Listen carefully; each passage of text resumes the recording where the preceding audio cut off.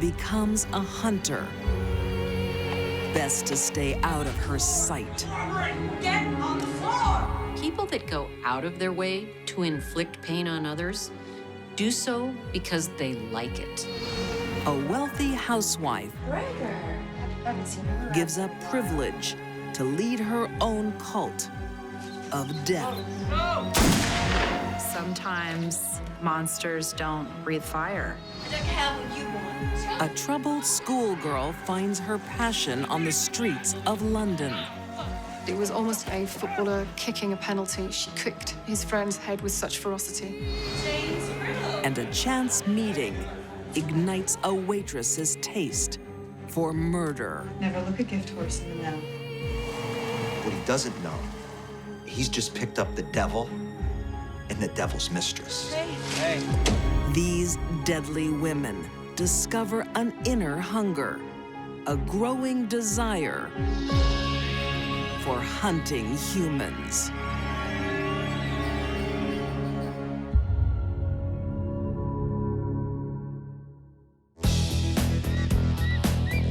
In the late 1960s, in Scottsdale, Arizona, Suzanne Barnes is living the good life, happily married, with a teenage son, and she's popular with his friends. Haven't seen you around here in a while. Suzanne lived a privileged life. Her husband was rich. She fit the type where, she'd play tennis in the afternoon. But this beautiful life has ugly secrets. Let's go. Oh, man, I'd rather stay here. Fine. She would be what you would call, in a current term, a cougar. She was going out with her son's high school classmates. You've been. Suzanne isn't just dabbling with the odd boy toy. She is working her way through the neighborhood. She said she made love with 150 of her son's classmates. Just going through them one after another.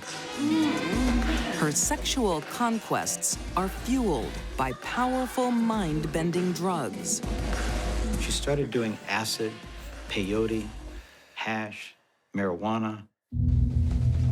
The first time she took LSD, she woke up in the morning and the house was absolutely painted with triangles, signed Suzanne.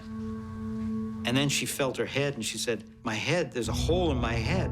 And all the vibes, all the electricity in the house was going through this hole in her head. But the drugs alone aren't causing her delusions. Suzanne is also mentally ill. Suzanne was having visual hallucinations. This is a very, very serious symptom. Probably of schizophrenia, which is a thought disorder. It is the most serious mental illness known to mankind.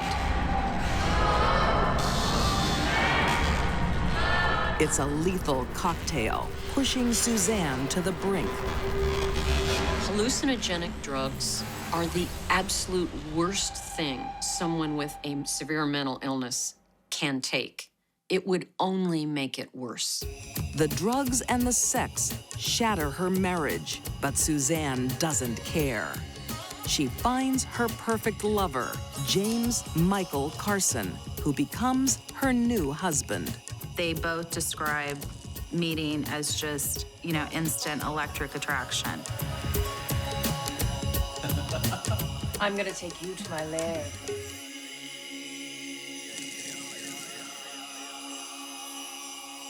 From that very moment that they met, they were just joined like magnets. You're 878 and attacking Chimpanham. The duo has a lot in common. They believe in reincarnation, spiritual fantasies, and they both suffer from mental illness. It's Michael. My father had always been very interested in very radical religious beliefs, and those interests kind of became more and more extreme. Michael Carson's daughter, Jen, recalls the couple's manic union. It was the most bizarre environment you could imagine. It was like dropping through the rabbit hole. You have two individuals who both have mental health needs, and now they're using very, very heavy drugs. Suzanne would have these visions, and she thought she was a witch. She thought she was going crazy. Michael, I need you. Michael, I'm having visions. Terrifying visions. And Michael said, no, dear, you're not having delusions. You're having religious visions.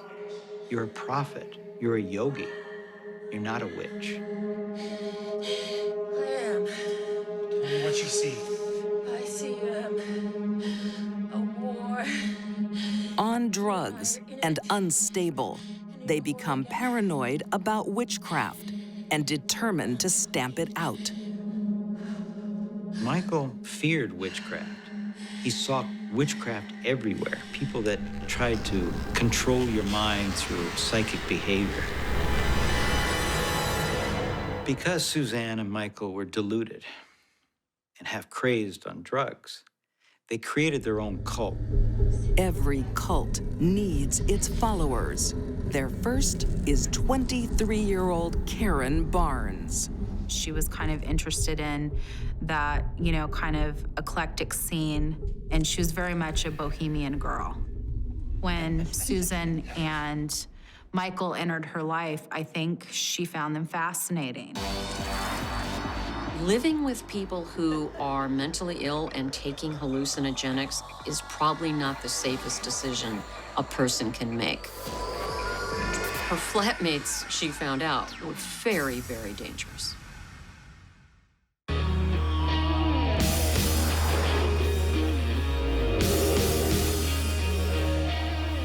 San Francisco, California, 1981.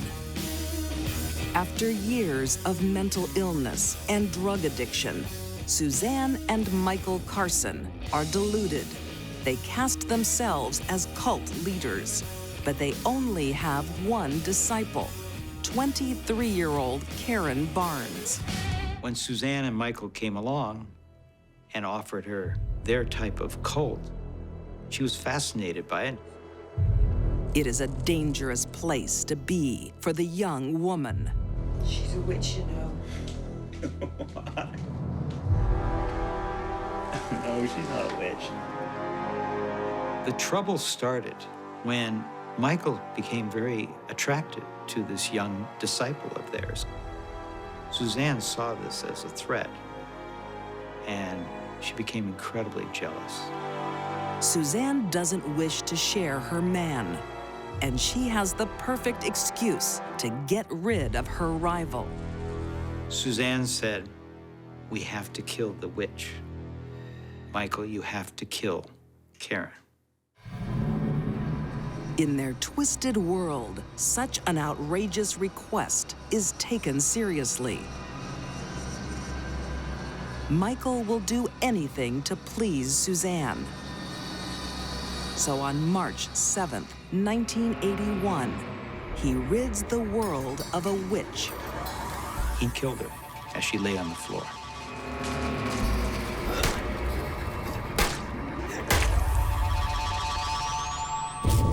Susan and Michael portrayed Karen as a witch, as a woman who was trying to break up a marriage. None of those things were true. This was a nice girl from Georgia, you know. It is a brutal death in the kitchen of a suburban home.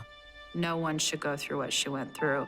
She was a beautiful, delightful 23-year-old girl. They're probably a little bit paranoid. They think the world is dangerous, and with their grandiose ideas, it was up to them to clean up the world. The couple goes on the run. They returned to the dope regions of Northern California, where they found jobs as caretakers of a marijuana plantation. One of the owners of this plantation was Clark Stevens, who had come up from Los Angeles. Working on an illegal marijuana plantation is the perfect job for drug addicts. But when owner Clark Stevens comes to visit, things get complicated. Michael was the security guard at the plantation. Clark Stevens arrived, and Michael came out of the trailer and said, "Nobody's supposed to be here today, and you're not welcome." In the couple's deluded world, even their boss is a threat, and they refuse to let him on to his own property. Michael, it's your job to get him out of here. Tell that ugly witch to open the damn gate. No, no!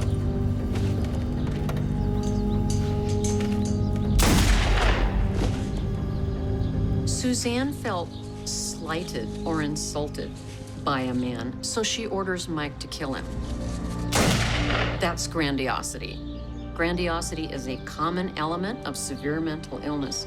I can do anything because I am entitled to. And they believe this. Nothing can stop them. The couple hit the road again, but this time, their war against witchcraft has turned into a war against anyone who slights them. Even an innocent, like 30-year-old John Hillier, who offers them a lift in January 1983, can be a target. We're gonna have to kill him. Here we're coming. As soon as they got into the pickup truck with Hillier, there were problems. His leg, according to Suzanne, touched her leg. That is a death sentence. Michael pulls out the gun, but hesitates. Wait, what the hell are you doing? Immediately, John grabs the gun, and they're wrestling with the gun. They come to a screeching stop. John jumped out to run for his life. And Susan and Michael proceeded to both stab and shoot him on the side of the road in full view of commuters driving by. Get in! And John died on the side of the road.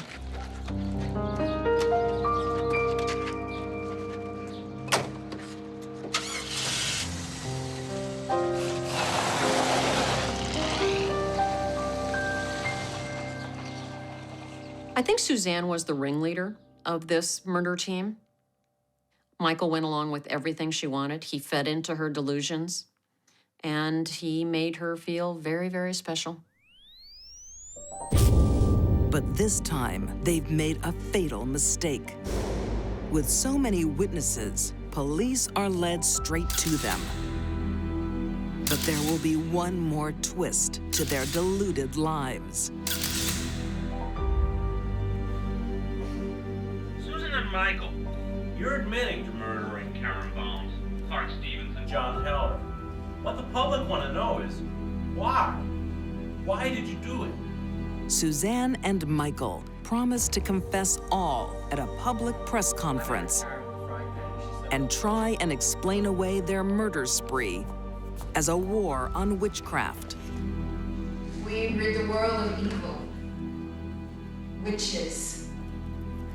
People with dark forces.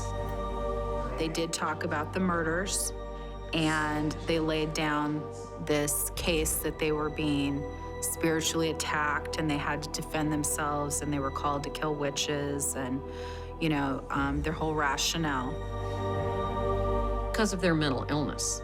They believed everything that they said, and they wanted the world to know it. So how did you kill Karen Barnes? I murdered Karen with a frying pan and she slept on the kitchen floor with a pillow.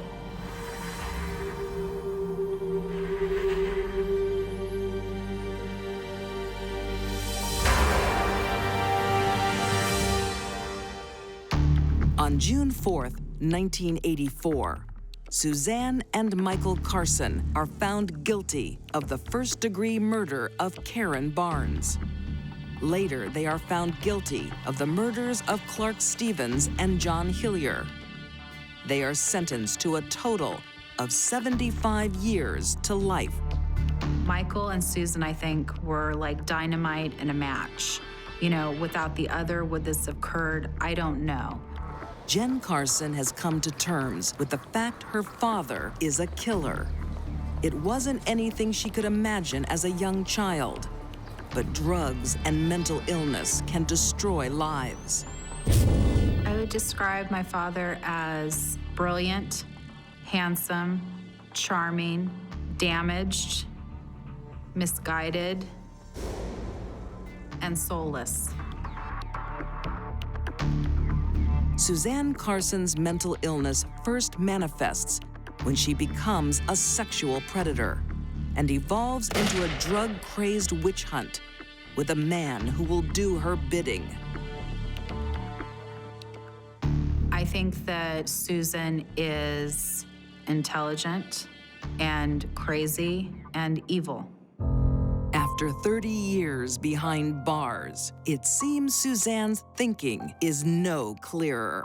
You absolutely can't have rehabilitation when there is absolutely no remorse. You know, neither of these people feel any remorse whatsoever.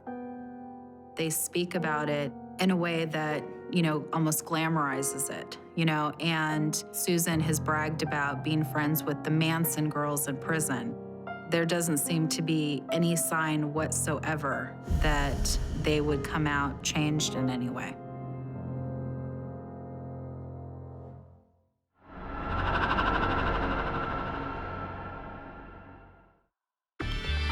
A teenage girl needs time out for fun. The most shocking part of this crime was that such a young person could become involved. And what better way than with a cell phone? Chelsea, you are not to be filming in the school. You have been told. For a young filmmaker, the attraction is on the streets. The gang that she fell in with became her family. Her home videos will shock the city of London.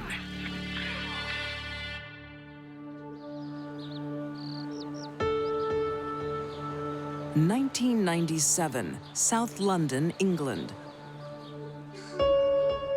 7-year-old Chelsea O'Mahony has a challenging start to life. Her mother is addicted to heroin and struggling to cope. I'm hungry. It's well documented that heroin-addicted mothers have great difficulties in bonding and raising their children. Chelsea pretty much brought herself up.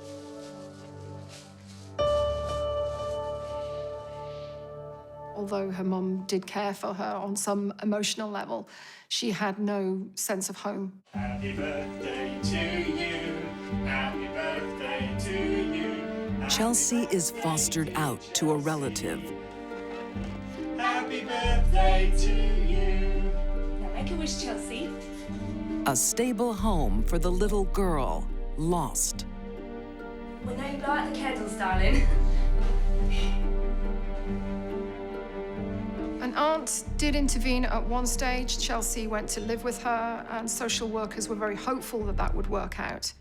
I don't want you to go out. It's a school night. I don't care what you want. But as Chelsea grows, she becomes more difficult to handle. Chelsea, you can't. I can, and you can't stop me. Chelsea would often seem secretive, withdrawn, and prone to acts of ill temper. Are you all right? I can't do it anymore. Her aunt is unable to deal with her. Sadly, over the course of a few years, it became clear that it was a placement that would fail. And then she went into foster care, where she really wasn't home very much. She was out running the streets. By 2004, Chelsea, now 14, has seen 3 different homes. Finally, she finds a family unit, a street gang. What's that? They'd spend time together, they'd hang out, fool around. Anything to try and pass the time and trying to stave off boredom. The gang that she fell in with became her family. Chelsea likes their peculiar form of fun, violence. Menace with a technological twist. A growing trend called happy slapping. Happy slapping started in 2004. It was starting the playgrounds with young people, intimidating, bullying, slapping people in the face.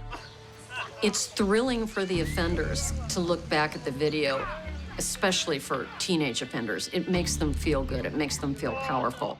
They laugh, they enjoy it. They think they're somebody. But the gang's home videos will take a tragic twist in the early hours of October 30th, 2004. The gang is out on an all-nighter. The first attack was on David Dobson. He was leaving work at a theatre. He was asked what the time was, which was the code for the gang to begin their attack. Hey, do you have time? About 2 o'clock. At least one member, and maybe more, of the gang knocked Mr. Dobson to the ground. As usual, Chelsea is the morbid filmmaker, capturing the violence purely for entertainment. Theft never really seemed to be the prime motivator. It was more opportunistic if there was something to steal, but the prime motivator seemed to be just the enjoyment of doing it.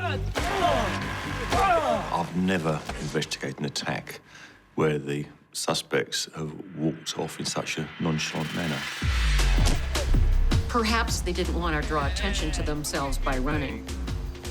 But it also may have been motivated by, we don't even have to run from what we're doing. We're entitled to do this.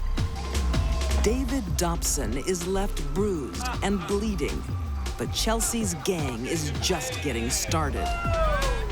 There was a sudden spate of 4 attacks in 10 minutes, all quite close to each other. They're about to try their hand at a snuff film.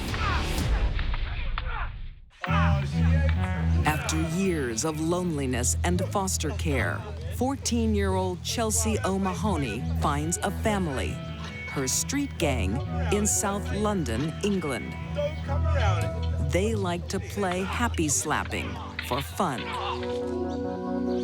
The motivation just simply seemed to be this group of people enjoying dominating others. October 2004. They go on an all-nighter, attacking anyone who crosses their path. Chelsea records every sickening second on her phone. Clearly, violence was a bond between these individuals. They could sit together, they could enjoy what they'd done, they could enjoy that sense of power, that sense of chaos, that pain that they'd brought to people, over and over again. The night will soon turn from brutal to deadly. Local bar manager David Morley and his friend Alistair White relax after work, totally unaware they are in the wrong place at the wrong time. How the gang came across them was entirely random. They literally just walked into their path.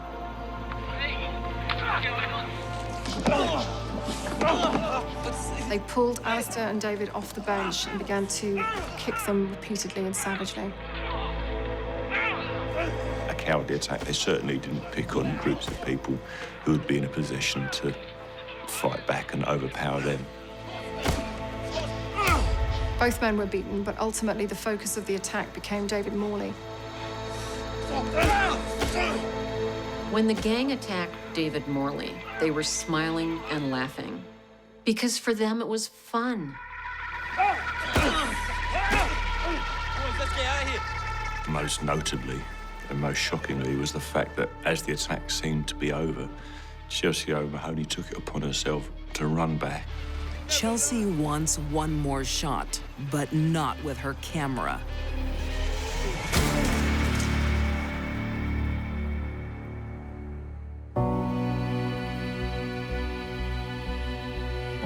Alistair said it was almost as if he was watching a footballer kicking a penalty. She kicked his friend's head with such ferocity. One blow to the head, and that was all it took.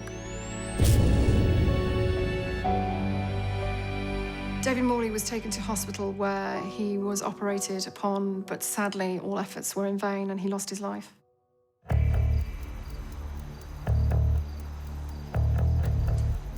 The gang keeps hunting, unaware they have just committed murder.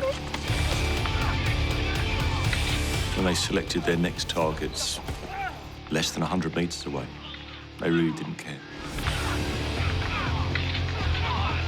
I think it gave the gang a sense of power. They were so in control of the situation that they didn't need to run. They didn't expect even to be captured. Their fifth attack will be their undoing. Unbeknownst to the gang, the filmmakers are being filmed by a security camera. The CCTV was absolutely pivotal to the investigation and prosecution. Without that, we could never have linked the group together. The video clearly shows Chelsea holding her arm aloft with the phone so she could tape every detail of the attack. The brutal beating of Wayne Miller is captured in horrifying detail. At one point, one of the attackers leans up against the wall so he can balance and jump on Wayne Miller using both feet. It really is quite a shocking attack. It is possible for someone to rob another person without hurting them. Chelsea and her gang chose to hurt these people. There was no reason for it other than they wanted to hurt them. Within days, the young gang is arrested, clearly identified by the security cameras. And the star performer is 14-year-old Chelsea. The most shocking part of this crime for me was Chelsea's age, that such a young person could become involved with a group of others and then just randomly attack people for their own enjoyment. It's beyond belief. In January 2006, Chelsea O'Mahony is convicted of manslaughter and sentenced to 8 years. The older gang members receive 12. Chelsea is remarkable in that she's not remarkable at all. She looks like an average, pretty 14-year-old girl. No one could suspect from outward appearance that this was also a killer. This pretty young girl turned into a killer when her gang went looking for kicks. It's easier for them in a group, and we see that a lot when people are hunting humans. Some experts believe Chelsea's crimes are seeded in a rebellious childhood, lacking parental control. It's very important for us all to learn that somebody so young does have the ability and the capacity.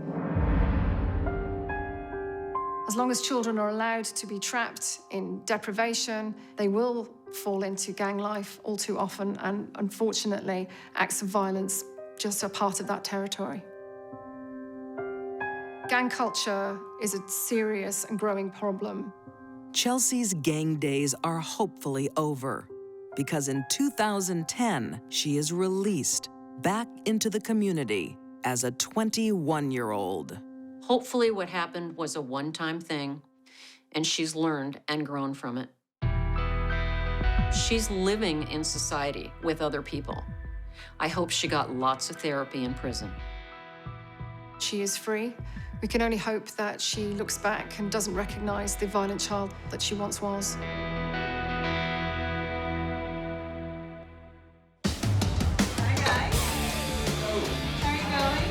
A lone woman can be dangerous. She is heartless and cold to the core. When she finds company, someone who had such a callous disregard for human life, she can be deadly. This was a slow kill. She enjoyed it.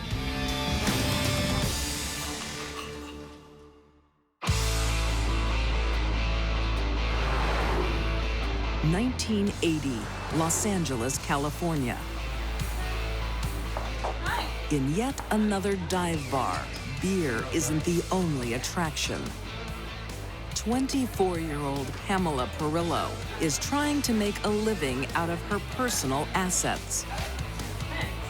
Can I get the change? Yeah? Okay, thanks.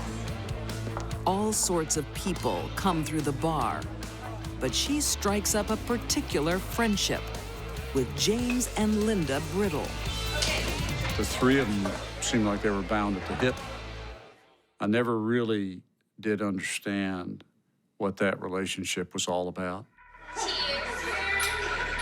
It may be a strange threesome, but Pamela wants to belong to someone.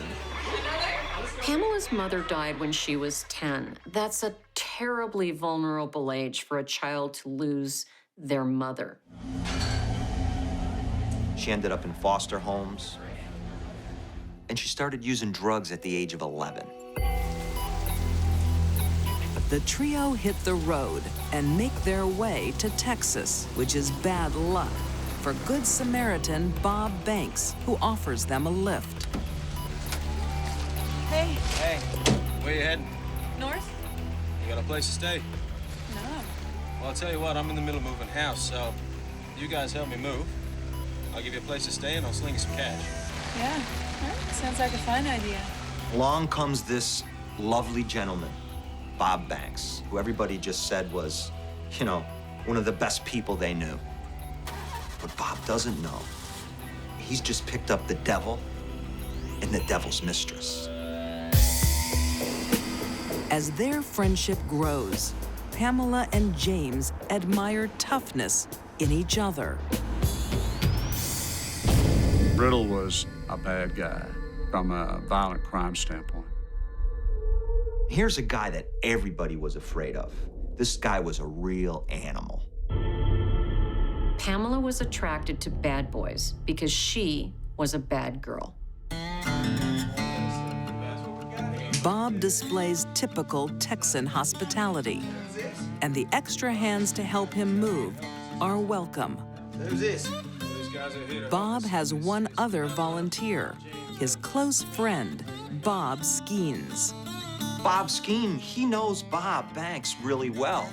Knows that he's got a big heart, so the three people that are there, he doesn't suspect anything. He just thinks Bob's helping somebody out, and they're helping him. Seemed like pretty decent guys. Their biggest mistake was having a heart to help somebody reach out, and it backfired. Amongst Bob's possessions, the house guests find guns. That gets them thinking they can walk away with more than bed and breakfast. Never look a gift horse in the mouth. Thought about it, they planned it, they had made the decision they were going to do it. The pair gets their chance on the morning of February 24th, 1980, when their hosts return with coffee. But Pamela and James will be working alone because Linda decides she wants no part of it. Pam and her partner, they decide, you know what? Bob's got guns in the house. You know what? We're going to surprise him. This is our opportunity to take what we want. Robbing a kind soul would be bad enough, but Pamela and James are building up to something much worse. They want their money, of course, and they want the guns, and they want anything else they can have, including, perhaps, their lives. In Houston, Texas, 1980, complete strangers give shelter and food to Pamela Perillo and James Brittle. But this heartless duo won't be returning any favors. I think Pamela wanted to impress James with how tough she could be. And she did. On the morning of February 24th, Bob Banks and his friend, Bob Skeens, come back with coffee and donuts for their house guests. Get on the floor! Get down the floor now! Don't shoot us! Get on the floor! Please don't shoot us! Very fun. Get on the Bob can't believe it. You know, I've given you my home, basically. So what happens? He gets hit with the gun, the butt end of the gun. And then he really believes it. Stay on the floor. Don't you move! Get your wallets out. Get him out! Let's see him! Don't you move! Pam, she could have left and left them alive. What are you doing this for? But she didn't. It becomes clear robbery isn't their only motive. The victims are bound and put in different rooms. Big, strong man. Stand up. No. Why are you still talking? Shut up! Off you go. See you later. Bye-bye. Bye-bye. Up you go, you sick villain. Now they can steal anything they want and make an escape. What you gonna do? Where you going? But they don't. James and Pam put a rope around his neck. James gets on one end, Pam gets on the other. They have a tug of war, right? But this man's life is in the center of it.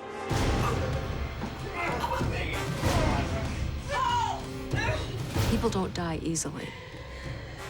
During that time, your victim is going to struggle.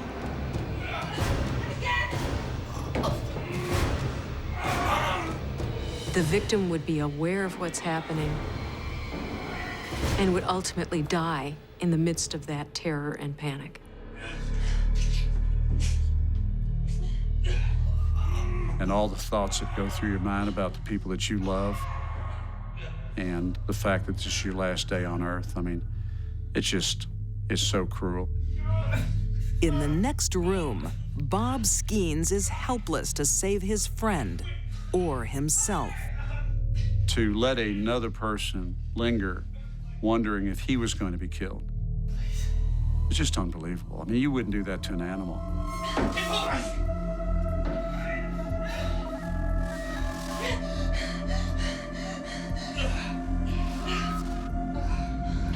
He's not breathing. It is an act that unites the killers. By each one of them, Pam and James, holding an end of a rope and pulling, they were bonded forever in murder. But the sadistic communion doesn't satisfy their appetite. I'm hungry. It gives them one. They take a coffee break. For some people, murder works up quite an appetite, and it certainly did for James and Pam.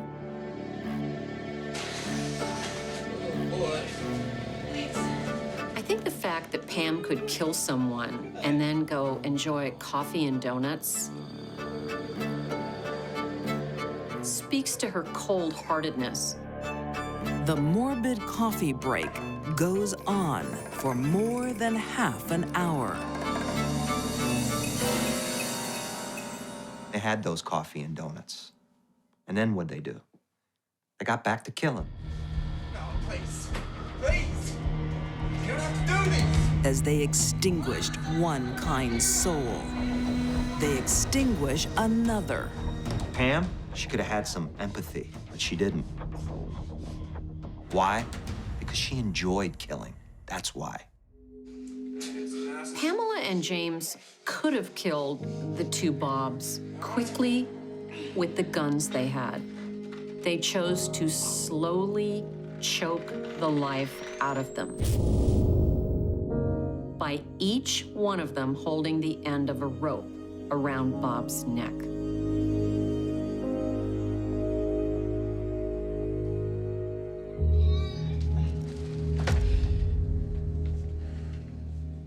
That is sadistic.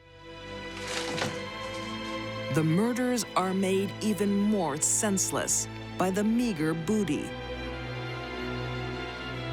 For what? A camera and some other pawnable items, or even $800 in cash. There's just no rhyme or reason to it. What stands out to me most in this murder, the brutality. The brutality that they did not have to commit. They had to take it to the next level and commit murder. The seed of evil is in both of these people. Treat me like But in Pamela's crazy world, even bonds formed by murder break. What are you gonna do about it? There's a lot I can do. Soon she has a falling out with James. Pamela got into an argument at a motel that she was staying at with Mr. Brittle. The revenge she chooses incriminates herself, but Pamela doesn't seem to care. What's bizarre about this is that Pam does the unthinkable. She turns herself in. He tied a rope around his neck, She walked into a police station and I pulled on the other. and confessed to the killings that had taken place for the purpose of striking back at Mr. Brittle for the argument they'd had. So go figure that one out. I mean, that, I guess, is as descriptive of the thought process of Pamela Perillo, or the lack thereof. Pamela seals her and James's fates. Both are convicted of first-degree murder and sentenced to death. Pam is sentenced to the same sentence she gave the two Bobs, death. It is said that water seeks its own level, and that's exactly what happened here. When Pamela met James, there was going to be hell to pay. But the two killers' futures will be very different. James Brittle is executed by lethal injection in 1995. Pamela gets a reprieve. Her sentence is commuted to life in Gatesville Prison in Texas. For some, no sentence is too harsh for a woman capable of such callous murders. Someone who had such a callous disregard for human life, that they would do such a thing, what's the likelihood they'll do it again? Pam needs to remain in prison forever. She committed an act of evil when she didn't have to. That can never be excused.